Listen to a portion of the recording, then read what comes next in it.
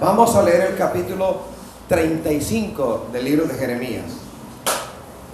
Es un capítulo corto, contiene solamente 19 versículos. Jeremías, libro del profeta Jeremías, capítulo 35. Y vamos a leer la Sagrada Escritura en el nombre del Padre, del Hijo y del Espíritu Santo. Así dice la Sagrada Escritura. Palabra de Jehová que vino a Jeremías en días de Joacim, hijo de Josías, rey de Judá, diciendo: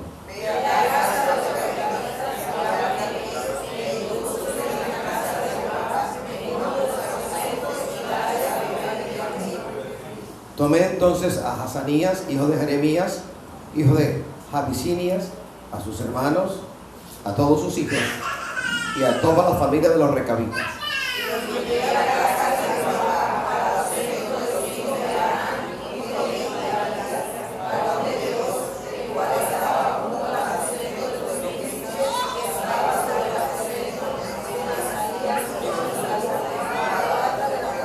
Y puse delante de los hijos de la familia de los recabitas tazas y copas llenas de vino, y les dije: bebed vino. Mas ellos dijeron: no beberemos vino, porque Jonadab, hijo de Rechab, nuestro padre, nos ordenó diciendo: no beberéis jamás, ni vosotros ni vuestros hijos, ni edificaréis casa, ni sembraréis sementera, ni plantaréis viña, ni la retendréis, sino que moraréis en tiendas todos vuestros días, para que viváis muchos días sobre la faz de la tierra donde vosotros habitáis. Y nosotros hemos obedecido a la voz de nuestro padre Abraham, hijo de Agar, y todas las cosas que nos mandó, de comer vino día por día, y nuestros ojos y de no edificar casas para nuestra morada, y de no tener viña, ni heredad, ni cementera.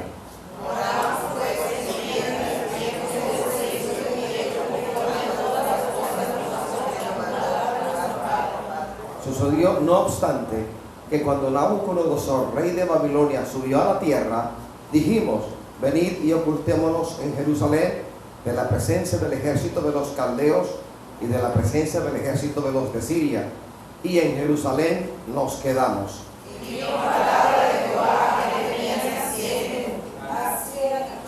Así ha dicho Jehová de los ejércitos, Dios de Israel: ve y di a los varones de Judá y a los moradores de Jerusalén: no aprenderéis a obedecer mis palabras, dice Jehová.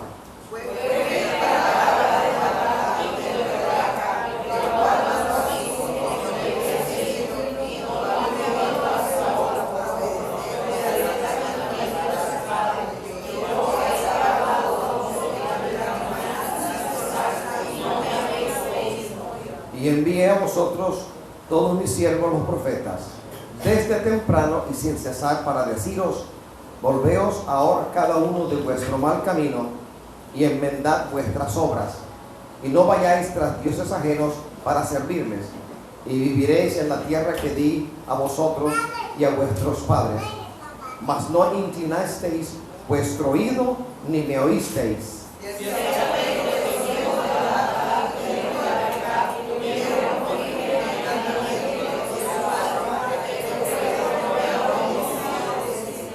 Por tanto, así ha dicho Jehová, Dios de los ejércitos, Dios de Israel: he aquí traeré yo sobre Judá y sobre todos los moradores de Jerusalén todo el mal que contra ellos he hablado, porque les hablé y no oyeron, los llamé y no han respondido.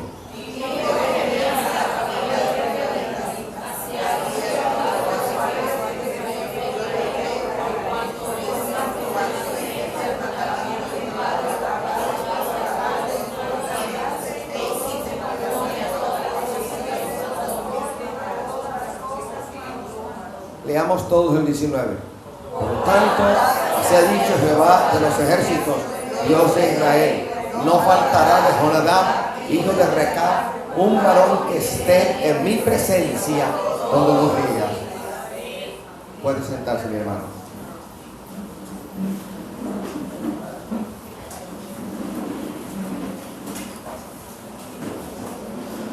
Abierto y desnudo delante del Señor estoy.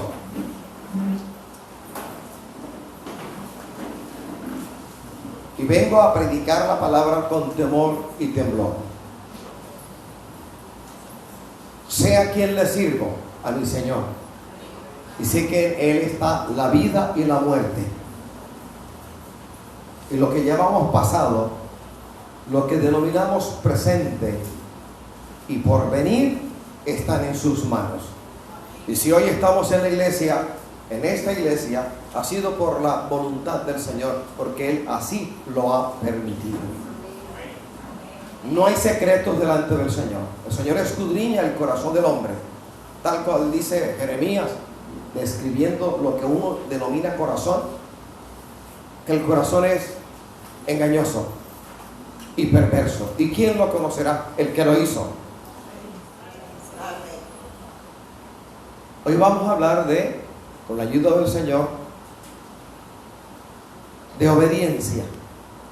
Una materia en la cual la iglesia evangélica en general se ha rajado. Materia en la cual la iglesia en su conjunto prácticamente ha fracasado. Enfatizamos y hablamos mucho de la unción del Santo de Israel. Hablamos de milagros, de sanidades, de portentos, de maravillas, de proezas. Hablamos de campañas evangelísticas. Hablamos de la obra social. Hablamos de muchas cosas necesarias para la iglesia. Pero hay una materia pendiente para la iglesia en general, y es la obediencia. ¿De qué me vale a mí tener muchos dones y un llamamiento de Dios si soy desobediente? Satanás mismo lo narra Isaías 14 y lo corrobora el capítulo 28 de Ezequiel. Satanás mismo fue creado y dones fueron derramados sobre él, y toda suerte de instrumentos musicales se prepararon para él. Dice la palabra que él era el sello de la perfección. Él no era la perfección, no es la perfección, era el sello de la perfección. Llamado a la alabanza, él entraba y salía de la presencia de Dios. En el santo monte de Dios se paseaba entre las piedras de fuego del cielo eterno. Él se paseaba, hablaba con el Creador, con su Creador, cara a cara. No le era impedido su acceso a la presencia misma del Dios único y verdadero. Y muy a pesar de todo lo que él recibió de parte del Señor, se levantó contra Dios mismo en rebeldía. Este par de libros proféticos que he citado, tanto Isaías como Ezequiel, hablan de las contrataciones. Él llevó a cabo la primera gran campaña política del universo, se rebeló, y el eslogan de él era, cuando hablaba con los demás ángeles, que todos ellos podían llegar a ser Dios siendo criaturas. Desobediencia, rebelión, rebeldía, obstinación. Hoy nos ocupamos del capítulo 35 de Jeremías. Aparece en esta página del libro de este profeta una nota acerca de una tribu, los recabitas. ¿Cuál es el fondo histórico del libro del profeta Jeremías? Pues recordar a la iglesia que a Jeremías se le permitió predicar durante los últimos 5 reyes sobre el pequeño estado de Judá. En pocas palabras, profetizó durante Josías, Joacás, Joacim, Joaquín y Sedequías, el último de los reyes. Fue bajo Joacim que ocurrieron unos eventos que nos llevan a este capítulo. Este rey comienza su reinado y Jeremías 26 lo registra. Pero también nos añade cómo era este rey, qué clase de persona era, su índole, su comportamiento, su personalidad aparecen descritas en la palabra del Señor. Era orgulloso,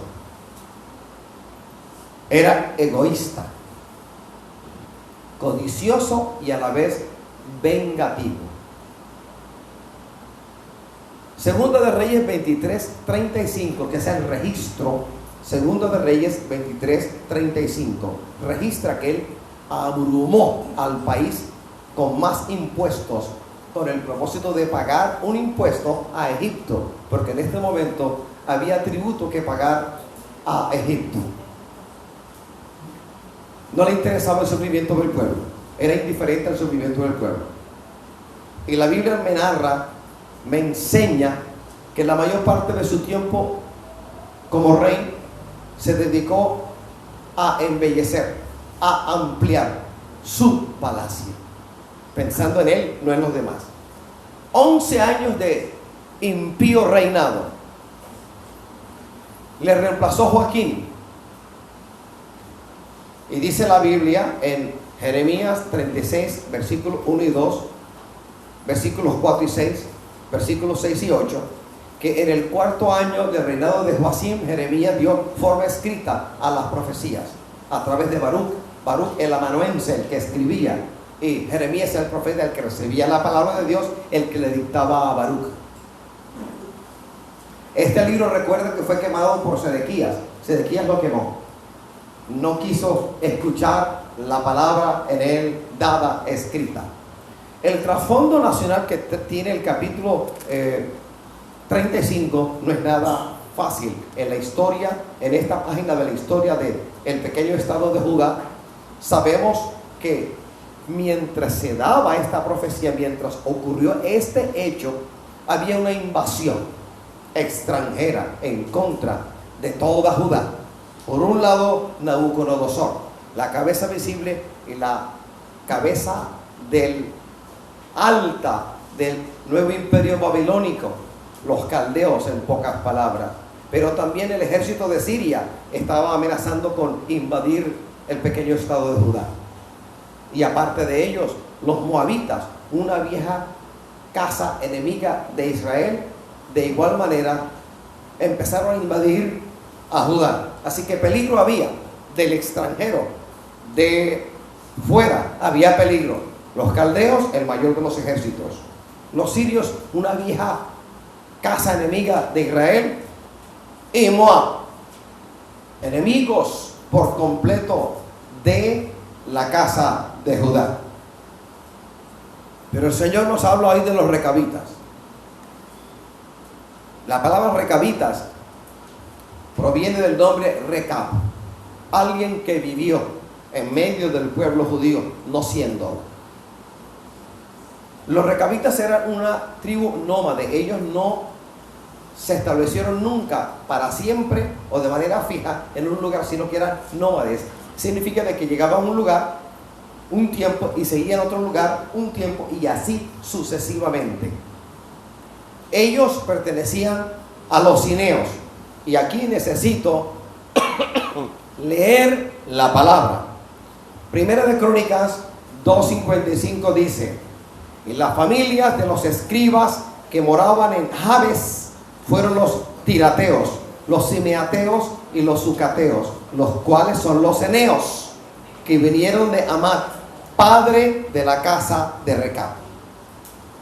Así es que los recabitas pertenecían a los cineos de Amat, como dice la palabra en 1 de Crónicas 2:55, de la familia de Jetro o Reuel, que era el suegro de Moisés. Jueces 1:16, por ejemplo, dice: y los hijos del Ceneo, suegro de Moisés, subieron de la ciudad de las palmeras con los hijos de Judá al desierto de Judá, que está en el Negev cerca de Arad, y fueron y habitaron con el pueblo. Los recabitas entraron a Canaán juntamente con los israelitas. No solo fue Israel quien entró en Canaán, sino juntamente con ellos. En medio de ellos, casi de manera secreta, con bajo perfil, también entraron ellos a Canaán.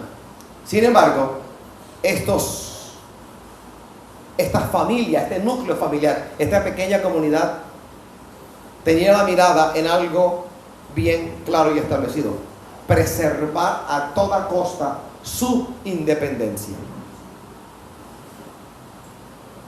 Prefirieron vivir en tiendas y no en una residencia fija. Vamos a leer 1 de Samuel 15:6.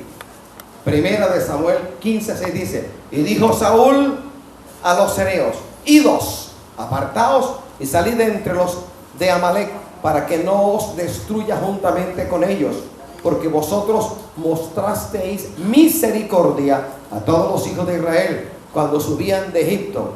Y se apartaron los ceneos de entre los hijos de Amalec. Otro detalle importantísimo, significativo de los recabitas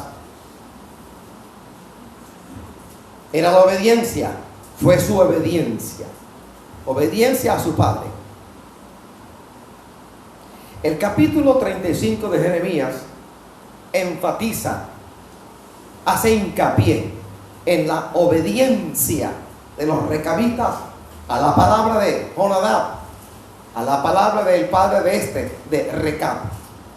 Y con esto, el capítulo 35 de Jeremías está condenando la desobediencia de los hijos de Dios al Padre eterno.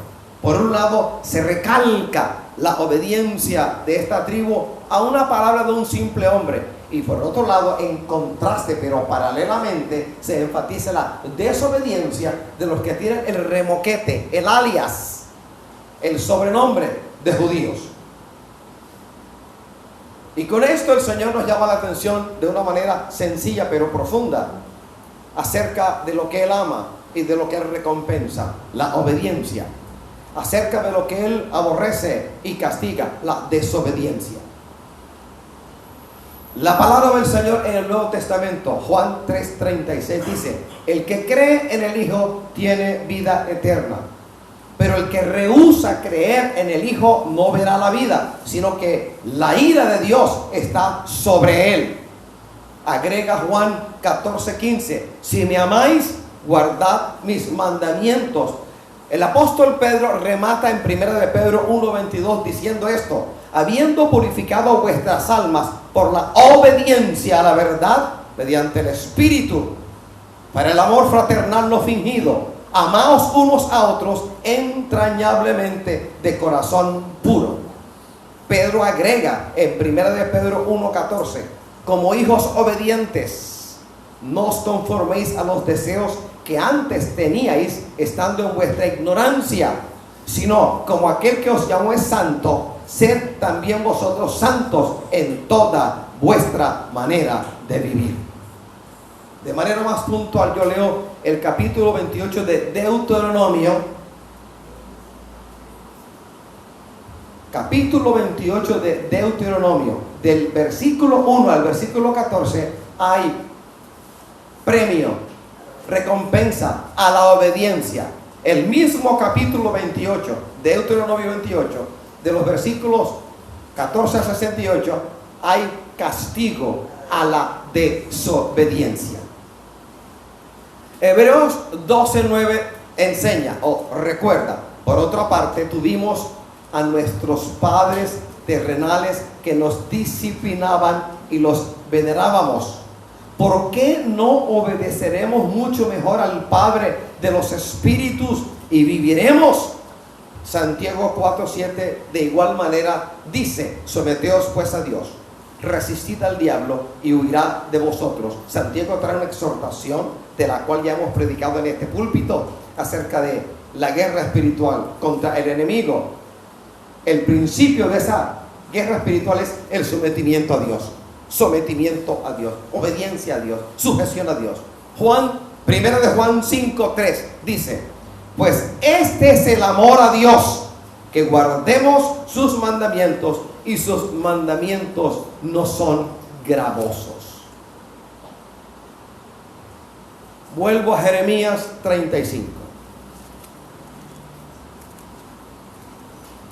El versículo 5 dice, y puse delante de los hijos de la familia de los recabitas tazas y copas llenas de vino, y les dije, bebed vino. Bebed vino.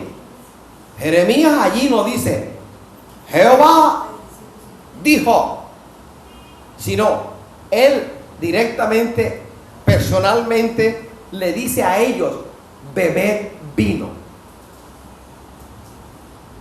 Si Jeremías les hubiese dicho, el Señor os manda a tomar vino, siendo obedientes como lo eran los recabitas, habrían tomado vino. Pero escucharon algo diferente. Bebed vino, de la palabra de Jeremías, de suyo propio. El versículo 6, que dice, no beberemos vino. Abiertamente dijeron, no beberemos vino. Porque Jonadab, hijo de Recab, vuestro padre, nos continuó diciendo, no beberéis jamás vino vosotros, ni vuestros hijos, etcétera, etcétera, etcétera. Jeremías 35 es un recordatorio, es una bandera, es un pendón en la Sagrada Escritura, que es recordatorio para el Hijo de Dios acerca de la necesidad de ser obedientes al que nos tomó por hijos. Celebramos en Jeremías 35 no el mandamiento del Padre, sino la obediencia de los hijos. Obediencia de los hijos. Lo he dicho y no me es oneroso, pesado volver a decirlo. Humanamente hablando, en el plano meramente humano, en el plano de las relaciones familiares o intrafamiliares, si un hijo le dice al papá o la mamá que papi y mami, si algo les pasa a ustedes, no sé qué haría, me moriría, me arrancaría la vida. Pero uno observa de la vida de ese hijo que dice semejante cosa, que no obedece, que no hace caso, que no se sujeta a sus padres en lo moral, en lo ético, en lo de buen nombre. Entonces los hechos de ese hijo niegan la eficacia de sus palabras. ¿Y qué puede más? ¿Lo que uno dice o lo que uno hace? Evidentemente lo que uno hace. El capítulo 2 del libro de Santiago habla acerca de la fe sin obras. Y esta fe sin obras no apunta al hecho de que el ser humano es salvo por hacer nada. No, uno no es salvo por hacer nada. Uno es salvo por creer. Uno es salvo por creer. De eso apunta Pablo en el capítulo 2 de Efesios, versículo 8, cuando dice, porque por gracia sois salvos por medio de la fe, y esto no de vosotros, pues es don de Dios, no por obras, para que nadie se gloríe. Pero Santiago apunta es al momento de nuestra conversión, a la legítima conversión de usted y mía. A partir del momento de nuestra conversión, la vida nuestra debe caracterizarse, número uno, por la obediencia. Por la obediencia. Y en aras de la obediencia que demanda el Padre, no el pastor, sino el Padre de todos nosotros, el que nos dio la vida en Cristo Jesús, en aras de esa gran verdad divina, tenemos que ser obedientes. Ahora, la obediencia produce en nosotros, y no lo podemos negar, a veces esa sensación de que no sé por qué me mandas a hacerlo. A veces yo no quiero hacerlo, pero hay que hacerlo. A veces desconocemos el por qué el Señor nos manda a hacer las cosas. A veces el Señor te manda a hacer algo y no te añade ni te explica por qué Él te manda a hacerlo, sino que sencillamente te da la palabra, te da la revelación, te da el rema, pero no te añade por qué lo vas a hacer ni con qué propósito, probándote en tu obediencia, probando tu fe, probando mi fe. De vuelta a Jeremías 35, versículo 7. Ni edificaréis casa, ni sembraréis sementera, ni plantaréis viña, ni la retendréis, sino que moraréis en tiendas todos vuestros días, para que viváis muchos días sobre la faz de la tierra donde vosotros habitáis. Estamos hablando de algo histórico, algo que ocurrió, algo que es historia tanto bíblica como secular, porque los judíos retoman este capítulo de la historia y los libros de historia secular también lo registran. Por un lado y por otro lado es un hecho histórico.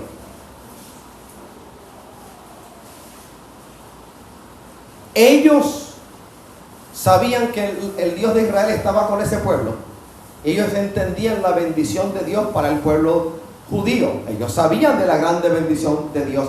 Ellos sabían de la mano extendida de Jehová, que había sacado a ese pueblo de Egipto de dura servidumbre y los había llevado por situaciones de desierto hasta que finalmente los introdujo del este hacia el oeste en Gilgal, en la llanura de Gilgal, frente a la inexpugnable Jericó. Ellos sabían, los recabitas eran conscientes de que sobre ese pueblo reposaba la mano de Jehová, Dios de los ejércitos celestiales. Lo entendieron muy fácilmente y por eso procuraron entrar a Canaán juntamente con este pueblo, pero a la vez entendían de que ellos no podían mezclarse hasta el punto de perder su independencia.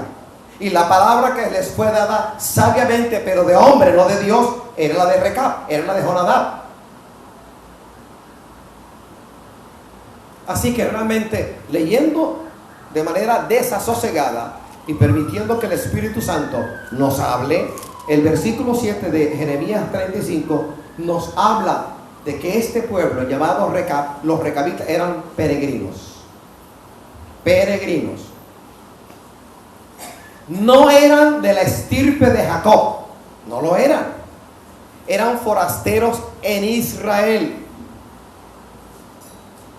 tipo de los hijos de Dios que peregrinamos en la tierra y consideramos al cielo como nuestra patria. Aclaro algo, no podemos andar como los hermanos tesalonicenses en segunda de Tesalonicenses. En primera de Tesalonicenses se registra algo que tiene que ver con el rapto de la iglesia. Estando Pablo en Cencreas, o cerca del puerto de Cencreas, escuchó que algunos hermanos que él había conocido en Tesalónica, en la provincia antigua de Macedonia, habían muerto. Y la muerte física de estos hermanos trajo tristeza y compungió el corazón del resto de hermanos, como si todo se hubiese acabado. Por eso Pablo, al enterarse, escribe primera de Tesalonicenses. En el capítulo 4, versículo 3 en adelante, habla de esta grande verdad, de que Cristo vendrá a la tierra en el rapto de la iglesia o arrebatamiento. Los muertos en Cristo resucitarán primero y luego los que hayamos quedado nos levantaremos. Al recibir esta carta, al leerla, el Señor trajo sobre sus vidas consuelo, esperanza, conocimiento. Pero luego los hermanos cayeron en una actitud nada agradable, es decir, muy desagradable. Como Pablo anunciaba que Cristo habría de venir, los hermanos se desocuparon de sus labores. Y en segunda de Tesalonicenses encontramos a un pueblo regañado por Pablo, porque como Cristo ya venía, dejaban de trabajar y desatendían sus asuntos para ocuparse de la venida del Señor. Uno puede darle lugar a la imaginación nuestra y poder contemplar con los ojos de la imaginación a los hermanos flojos, perezosos, no haciendo nada, abandonando su labor secular para proveer para su familia, diciendo a lo mejor, ¿de dónde vendrá el Señor? ¿Del este o del oeste? ¿Del norte o del sur? ¿En la mañana, al mediodía, en la tarde o en la noche? Y a lo mejor preguntando tontamente, y si me estoy bañando, me iré con el Señor. Y si estoy dormido, me quedaré. Porque eso ocurre cuando uno le da rienda suelta a la tonta imaginación, a la loca de la casa que es la mente. Mente no sujeta por la palabra, mente no sujeta por el Espíritu Santo. Se no podemos andar como andaban los tesalonicenses, sino que tenemos que hacer algo. Todo lo que el Señor nos mande a hacer, tenemos que hacerlo. Porque si yo dejo de trabajar porque el Señor me llamó a la obra, cosa que es grande verdad, mire lo que voy a hacer yo. Si dejo de trabajar inconsultamente, sin permitir que la voz de Dios me guíe, entonces impediría un movimiento de Dios en medio de la gente con la cual yo trabajo. Porque lo crea usted o no, recuérdelo y sea consciente de ello. Usted, directa o indirectamente, oralmente o sin palabras, en cuerpo presente o cuerpo ausente, usted ejercita o ejerce una influencia en todos aquellos que le rodean, o para bien o para mal, no por usted, sino por la decisión de ellos. Pero usted es un recordatorio a ellos de que en algo usted se diferencia de ellos, y es que la presencia sin igual del Dios Todopoderoso por el Espíritu Santo en ti mora. Alabado sea el Señor.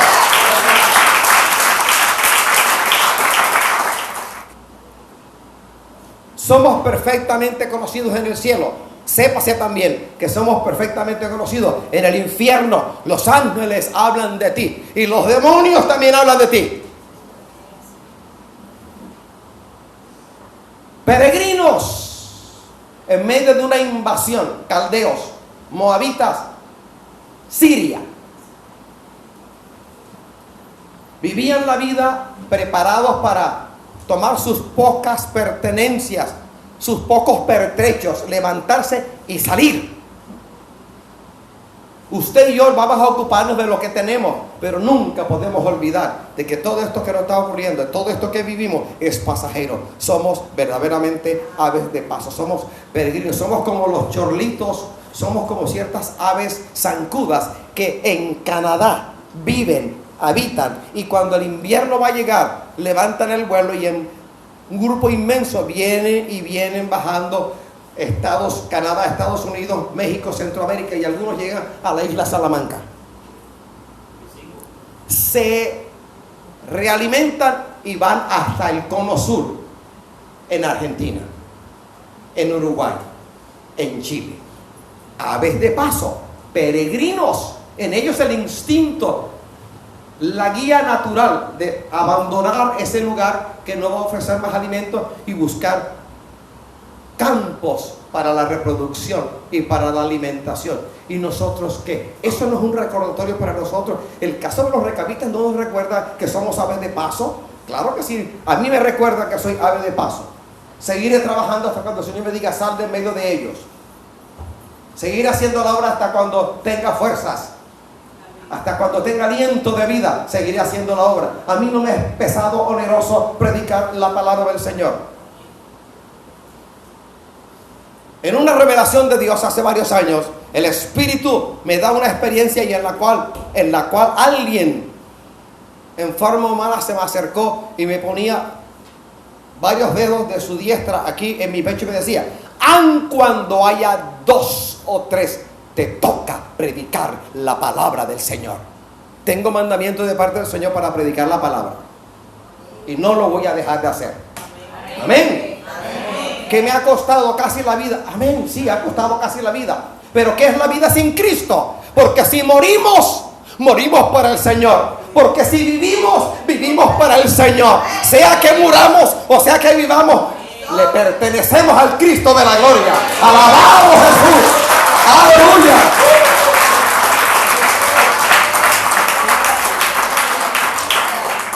Los recabitas consideraban el cielo su morada.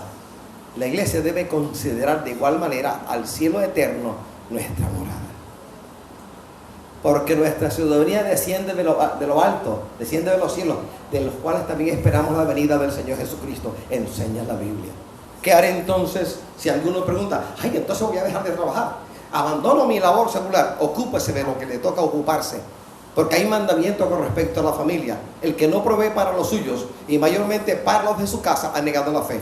Y es peor que un incrédulo. Le enseñaba el apóstol Pablo a su hijo espiritual Timoteo. Y de paso esa enseñanza nos ha llegado a nosotros por la palabra. Hay que proveer para la familia. Hay que proveer para ellos. Hay que proveer para el alimento, la habitación, el techo.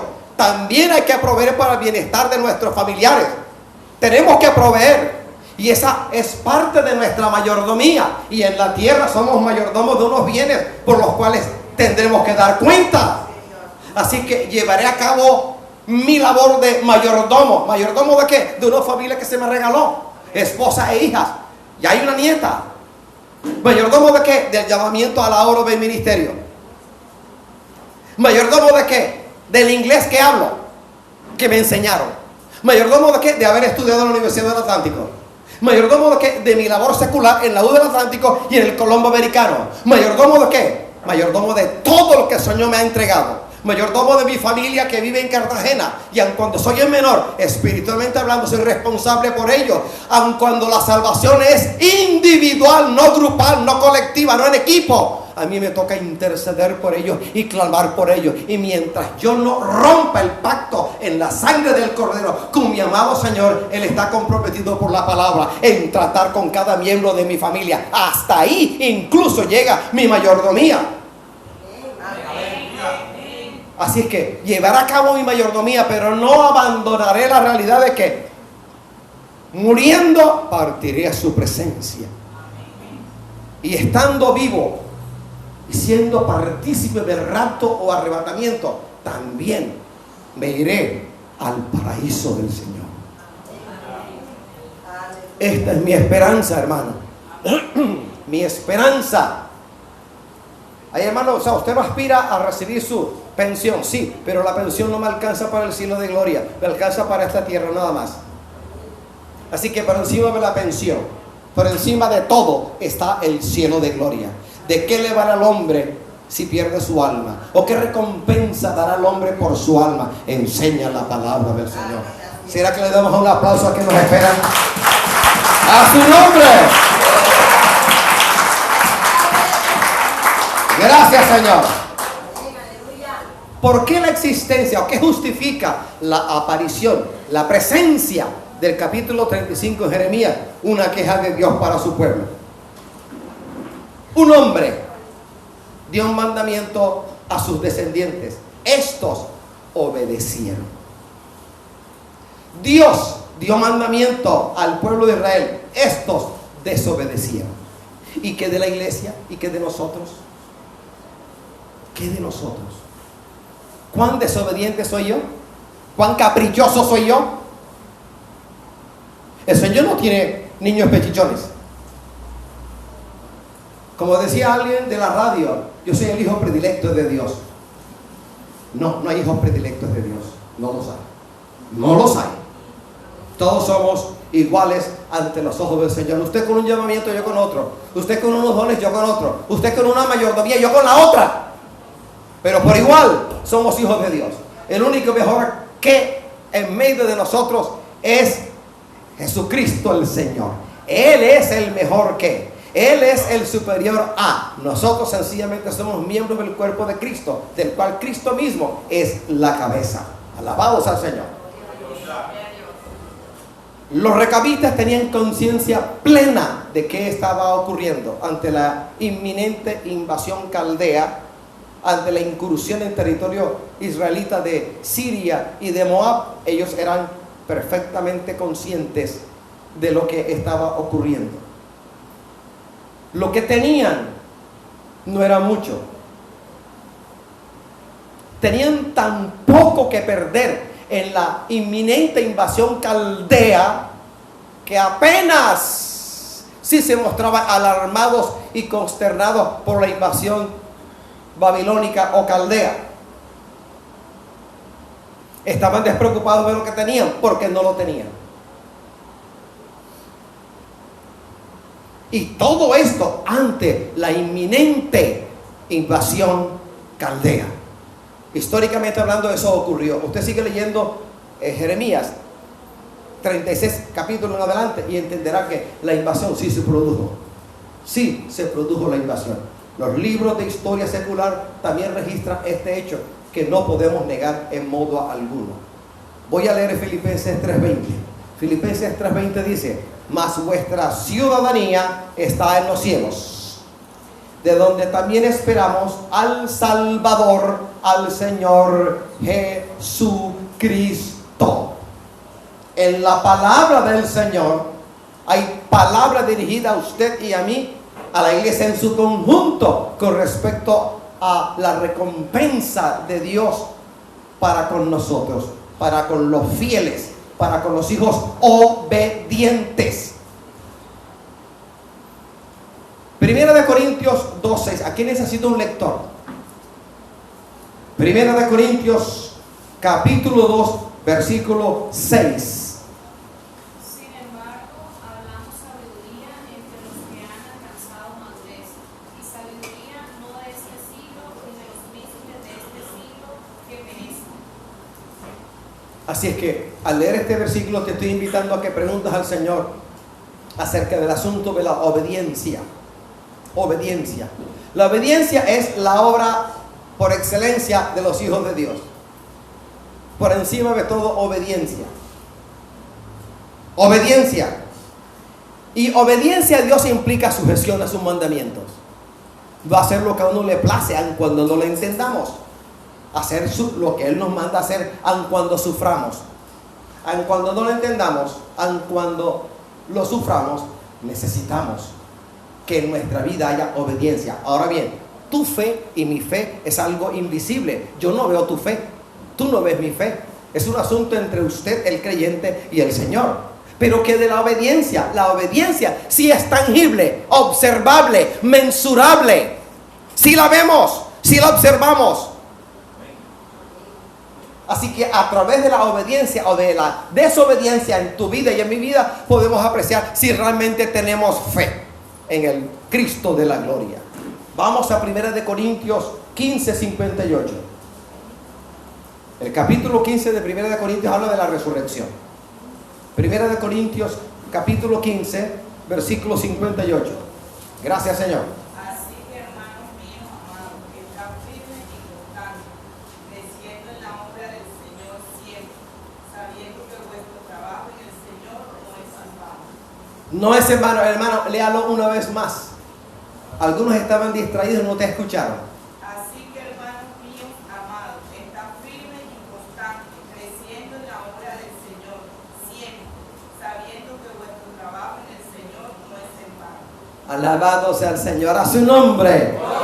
Trabajarle al Señor no es en vano. De los recabitas podemos aprender que en la obediencia hay grande bendición. Hay un aspecto más también bíblico e histórico de esta historia de los recabitas.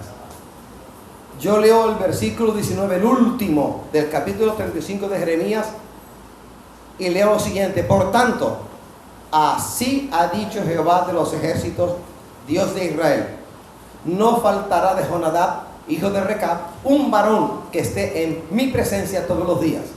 La historia secular de las crónicas persas, la historia bíblica traída a nosotros por historiadores judíos, nos enseña que terminados los 70 años de exilio, asunto del cual habla el capítulo 25 de Jeremías, asunto predicho en el capítulo 9 de el profeta Daniel, terminados los 70 años de cautiverio, el pueblo bajo los reyes medo-persas regresó a la tierra para edificar el templo, para reedificar el culto a Jehová. Uno de esos personajes bíblicos, Esdras, a él se le permitió regresar con un buen número de judíos. Y los judíos son amantes, muy disciplinados a la hora de decir y de saber de dónde vienen ellos, de qué tribu vienen ellos. Ellos lo saben. Hablé con un judío hoy y te dirá de qué tribu viene. Las crónicas persas, la historia judía nos enseña que juntamente con los judíos que regresaron a Jerusalén, se presentaron también descendientes de Recab. Los 70 años de cautiverio no borraron la promesa del Señor para este pueblo.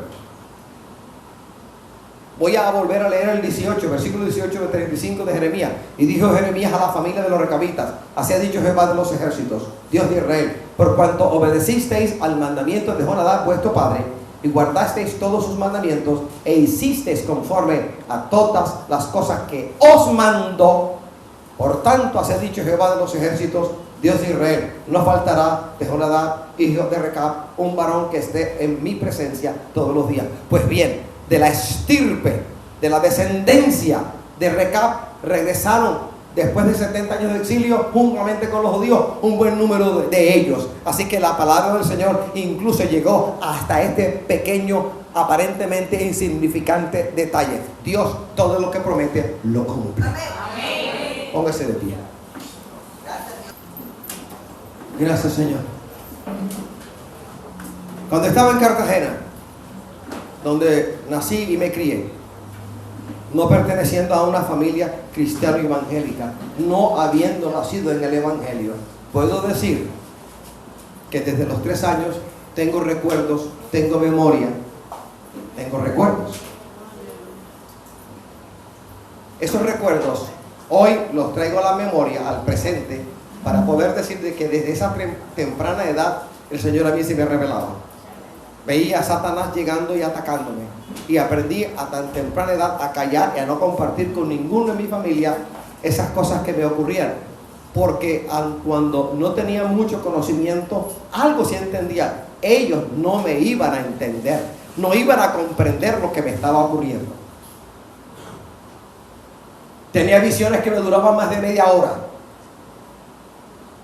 estando en el patio de esa casa.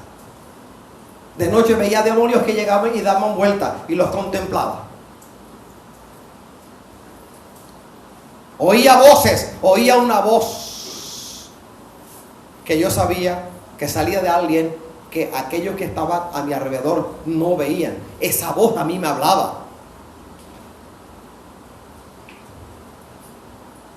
Una vez en la parte inferior de la cuadra donde había muchos muchachos, éramos más de 50, que nos reuníamos en las horas de la noche, de lunes a viernes, en la parte inferior de la calle, para chacharear, para hablar de todo, o para jugar béisbol, o para jugar fútbol. En cierta ocasión escuché esa voz que me decía: ¿qué haces aquí? Este no es lugar para ti. Levántate y regresa a los tuyos. Clarito escuché la voz y sabía que no era de ninguno de ellos, así que me levanté y, a pesar de la crítica de los que estaban conmigo, regresé a la casa. Allí encontré a mi cuñado Jorge, a mi madre y a mi hermana mayor Delia, quienes me dijeron: ¿qué te pasó? Has regresado muy temprano. ¿A ti te pasó algo? Yo dije: no.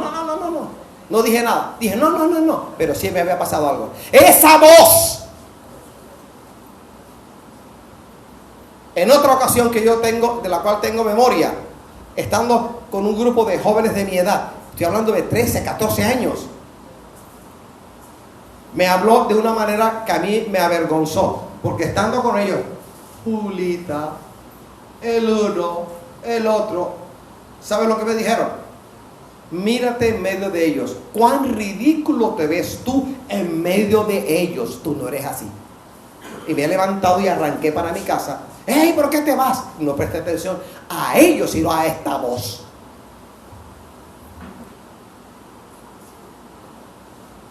Y me enseñaron a ser obediente desde temprano. Y a entender, comprender, no con mi mente, sino con todo mi ser, el beneficio de la obediencia. Porque en la obediencia hay bendición, hay beneficio, aunque tú digas que no. Y la desobediencia dará mal fruto en tu vida, aunque digas que no.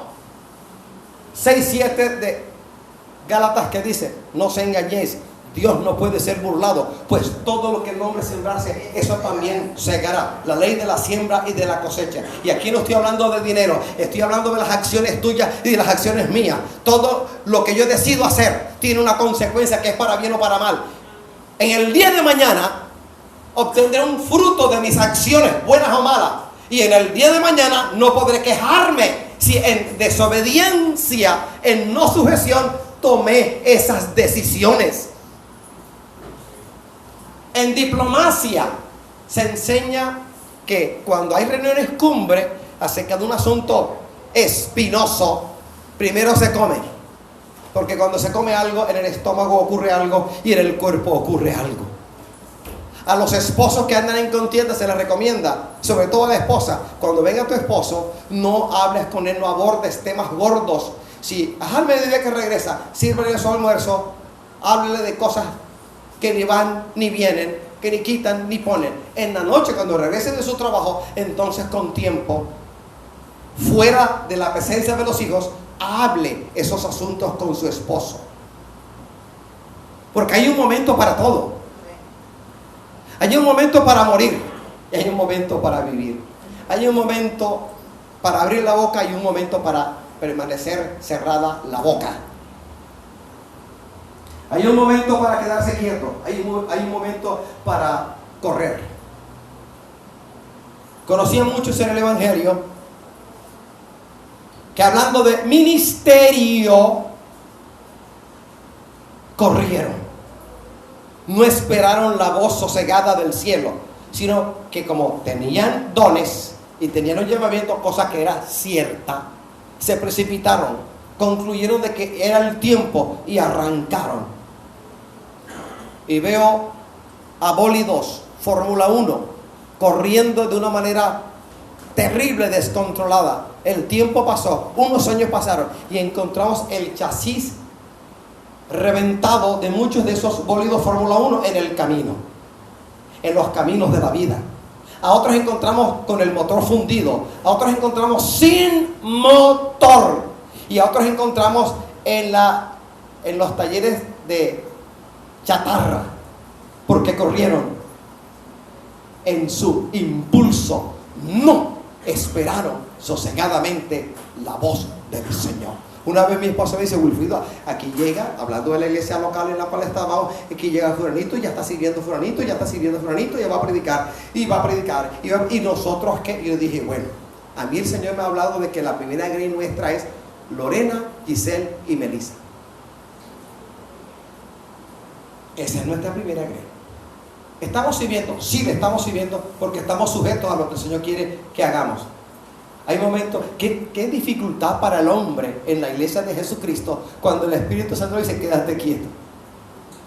Y creemos que haciendo muchas cosas servimos más al Señor. Y entendemos de mala manera la palabra cuando la palabra aborda el tema de ser siervos inútiles. Lo conciben como pudiendo hacer más, no lo hacemos. Y la Biblia no habla de eso. Lo que la Biblia trae a la memoria, al entendimiento con esto de siervos inútiles, es que hacemos justamente aquello para lo cual nos unge el Espíritu Santo, ni más ni menos. Y haciendo aquello que el Señor nos manda hacer, tenemos que ir de bruces, de hinojos, y humillarnos bajo la poderosa mano del Señor para que su gloria pase por encima de nosotros, porque Él no comparte su gloria con ninguno. Alabamos al Señor.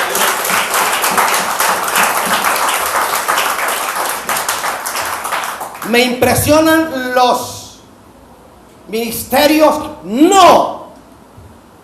A mí personalmente me impresiona la obediencia.